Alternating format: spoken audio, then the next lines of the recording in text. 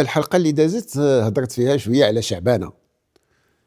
وقلنا واحد الاحتفال، شعبانة واحتفالات شعبية واحتفالات في الأسر واحتفالات بين الأصدقاء.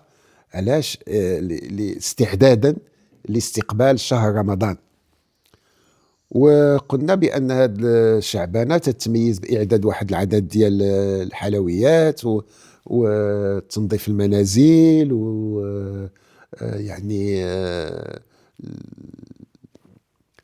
تبضع الناس يمشيو يشريو المسائل، واخا عندهم تعاودوا يجيو يشريو.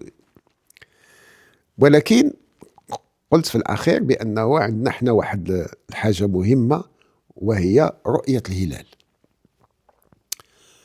ملي تتبقى يومين وتبقى الشك واش غادي يكون مثلا نهار الاربعاء نهار الخميس، وزارة الأوقاف تطلب من العدول في كل مدينة وفي كل منطقة اللي يمكن لهم يشاهدوها تيخرجوا جوج ديال العدول، وتيبقاو يشوفوا في السماء واش تبان لهم الهلال ولا ما بان لهمش. وكاين العدول اللي تيطلعوا لفوق السمعة وهما تيشوفوا ديك الساعة، ما كاينش داك المكبرات ديال كذا. وإن كانت المهم هي علاش تيديروا جوج العدول، لأن جوج العدول إلا شهدوا معناه ما يمكن لهمش يكذبوا. بحال كيفاش نقول لكم، بحال النوطير إلا شهدوا صافي. إذا تيبداو يشوفوا. وانا سنعقل وانا صغير كنا تنمشيو للصور ديال قدام سيدي بن عاشر، قدام المقابر سيدي بن عاشر. وتا حنا تنطلعوا لواحد المحلات الصغيرين هكذا تنبقاو نشوفوا. علاش نمشيو لتما؟ لان ملي تيتاكد بوجود الهلال تنهبطوا ديك الساعه واحد 50 متر وتمشيو للمدفع.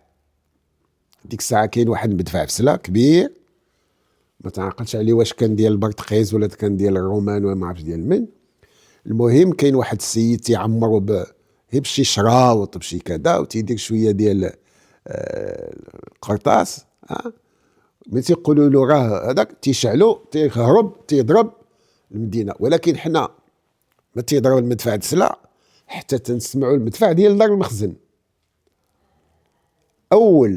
اول مدفع تيضرب في المغرب بانه راه كاين غدا رمضان، شكون هو المدفع ديال دار المخزن. معنى ان اول واحد تيسيق الاخبار بان غدا غادي يكون العيد هو جلاله الملك، بصفته ملك، بصفته امير المؤمنين. وهنا غنعاود لكم واحد القصه.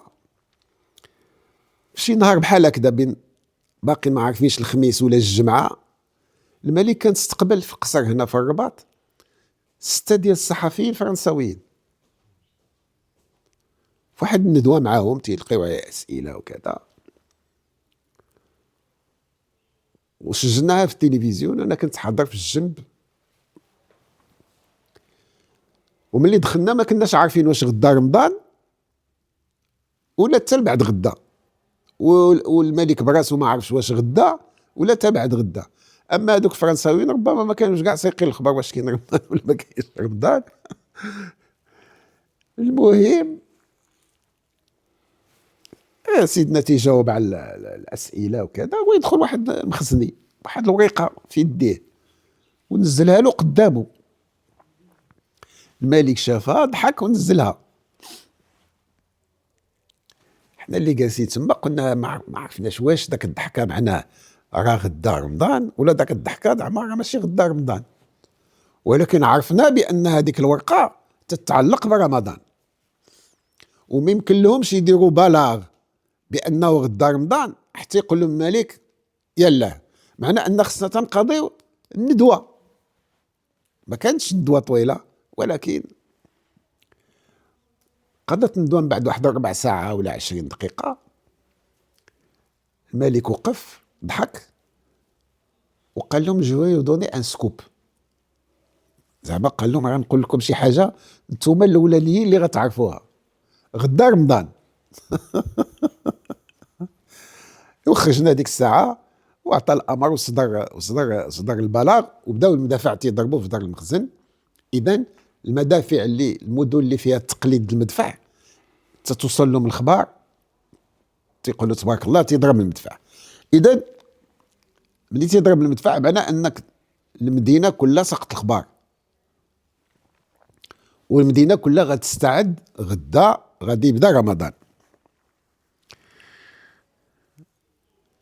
رمضان المائده ديالو تتختلف كذلك بين المدن، ولكن تتجتمع على واحد 3 ولا 4 المواد اساسيه تتصيبها عندهم كاملين. تتصيب الحريره، تتصيب التمر، تتصيب الحليب، وتتصيب الشباكيه.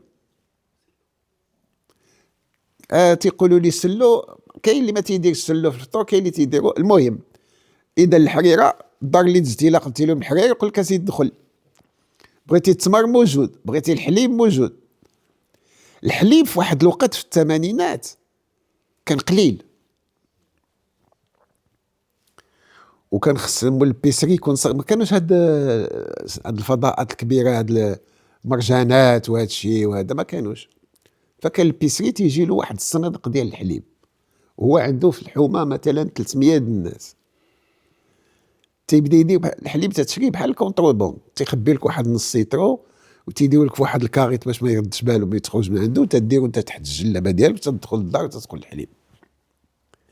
لهذا الحليب ما كانش يتعمر الكاس كامل، كان تيدير لك واحد شويه ديال الحليب. مثلا حنا 5 الناس في الطبله، العائله فيها 5 ولا 6، يلا واحد شويه في واحد الكيسان، الكيسان صغار باش كلشي تياكل الحليب. واليوم نزل قدامك 10 يتود الحليب ما كاين مشكل، الخير موجود. اذا هذا الاكل هذا تيختلف اذا على الاكل العادي اللي تناكلوه. يمكن ناكلوا التمر في ايام، تناكلوا الشباكيه قليله. شكون اللي غادي ياكل شباكيه العام كامل؟ الشباكيه كانوا تيصنعوها العيالات في الديور، بحال اللي قلنا في واحد الحلقات اللي دازت، وكانت مشهورين. دار فلان الفلاني وياي على شباكيه عندهم، هما احسن وحدين في مثلا في واحد الحومه ولا في واحد المدينه. وهذوك الناس كانوا تيعرفوا راسهم هما اللي عندهم احسن، فكانوا تيذوقوا العائلات الاخرى. علاش احسن؟ لانهم الموازين ديالهم، المواد ديالهم تتكون احسن، والمراه اللي تتصاوبوا تتكون عندها تجربه، دوزات العام الاول والثاني و10 سنين و15 عام، عرفت المقاييس وعرفت المقادير وتتصاوبها مزيانه. كذلك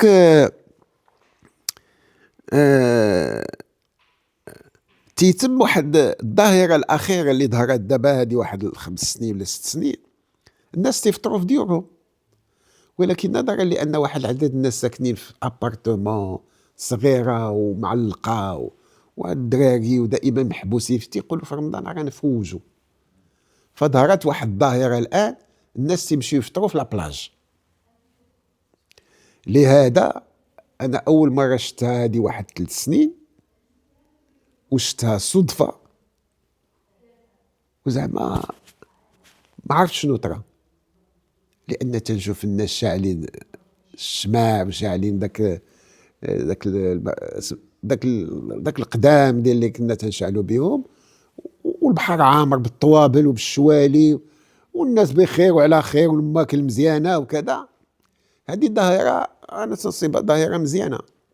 من بعد لابلاج تنكتشف بانه في الساحات الخضراء الكبيره كاين عاود الناس تمشي تاكل. كاين اللي داير الزربيه وجالس، وكاين اللي داير الطبله، وكاين اللي داير الطبله والزربيه، وكاين. اذا وقع واحد النوع من الابتكار ديال احسن الطرق اللي الانسان يكون مرتاح فيها، وهذا عاود تقليد. لان اللي بداوه النهار الاول يمكن مشاو وحدين داروا واحد الطبله وجلسوا، بداو الناس يشوفهم تيقولوا هادو احمقوا يمشيو ياكلوا في البحر، ولكن صابوا فيها واحد السعاده وصابوا فيها واحد الراحه نفسيه. قالوا يا سيدي نمشيو ناكلوا اذا تيمشيو الناس وتيسهروا تيبقاو تمايا. وكاين بعض المحلات اللي السلطات المحليه دارت فيها الضوء، فاش كان بحال واحد النوع من التشجيع على الفطور خارج المنازل. هذه اذا واحد العاده ربما من دابا 20 عام ولا 30 عام الناس غيبقاو محافظين عليها، لانها اعطت واحد المنظر جميل فيما يتعلق بهذه العمليه هذه. إذن هذا هو الأنشطة الخاصة بشهر رمضان. غادي نتحدثوا في الحلقة القادمة بطبيعة الحال على شنو هي المسائل اللي تكثروا منها في شهر رمضان، واللي تيخصنا نراجعوها، واللي تيخصنا إما نبدلوها وإما نشجعوها، وإما لأن ظاهرات، واحد ظاهرة بحال الرياضة في رمضان، بحال التجول كثير في رمضان، بحال القلق اللي تيكون والتوتر، هذا نخلي له الحلقة القادمة إن شاء الله.